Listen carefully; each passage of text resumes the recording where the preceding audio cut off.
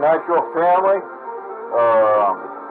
Here's the next project, a mini MGT. They are rare. The thing is, all it needs to be cleaned up. I've already went through the whole thing quite a few years ago.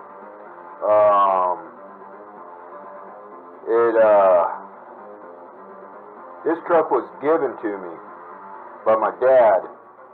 He helped some people clear out a bunch of stuff on some property, and well, he had no use for it, so he knew I was into the RCs, so he sent it to me through the mail, and I got it, and it was nasty. The engine here was caked up with burnt fuel all over the head.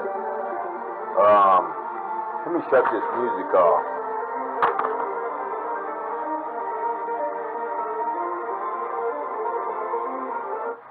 There we go. Yeah. Okay, Nitro family, my battery died, but as I was saying, when I got it, everything was nasty. The motor was caked up, had a lot of burnt fuel all over the place. So that was an indication that whoever had it didn't know what they were doing. The engine, inspecting the engine, it was still set on factory break-in settings. That's why it had a lot of fuel residue, because it had nowhere for the pressure to go but to spit the fuel out of every orifice there was on the engine. Constantly running a filthy rich engine like that is no good for an engine. It's going to blow out somewhere. So I took the engine off and cleaned it up and put it in the truck, got it running. And, well, first when I got it, I started it and ran it to test to see if it ran. And it wouldn't shift in the second. So when I tore the truck down to restore it, I found out why it wasn't shifting. The 2-speed hub, the factory forgot to put the screws in the 2-speed hub so it wouldn't kick into second gear. It was the gear that is connected to the 2-speed hub itself. The screws was not, the gear was not screwed onto the hub. The factory made an error and forgot to put the screws in. I know that because there was no screws there. There was never no screws there, and I'll tell you how.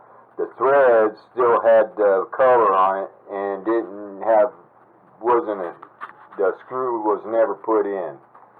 So I found some screws and put the screwed the thing in and fired it up and test ran it. Then it shifted fine. So upon going through the whole truck and cleaning it up, getting it running, test running, it ran sweet. And after that initial test run, I put it up in my shed and it stayed there for another 8 years. This truck sat in my shed for 8 years and I only test ran it and it ran sweet. And that's what it looks like now. It's dusty and dirty, so all I got to do is knock the dust off, replace the filter, and put in some different radio gear. I think my crystal broke is the reason why I quit running the AM. That's the old AM style. But I think the crystal cracked. It may be still around somewhere, but I'm not going to dig through all that. I'll just put a 2.4 in there. I got too much crap to dig through to locate it. But yeah, we'll get this going, and I'll shoot some vids of it running. This is the 110 scale mini MGT. So I'll clean it up, and we'll do some. I'll get it running, and I'll shoot some video. However, I don't have the body to this truck.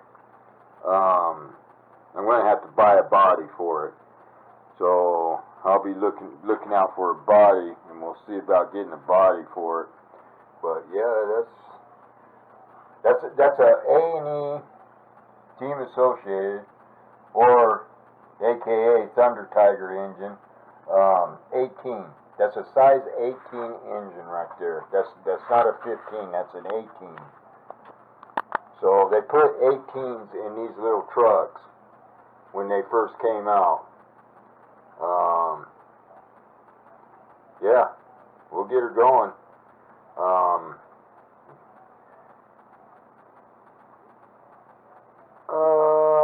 Yeah, we'll get this thing going. I'm just a little tired of working on the cars, so we'll get this going and give her a run. Guys, stay tuned. You'll get to see a little bit of part of some Team Associated history on these little guys. Alright, y'all have a good one. See ya.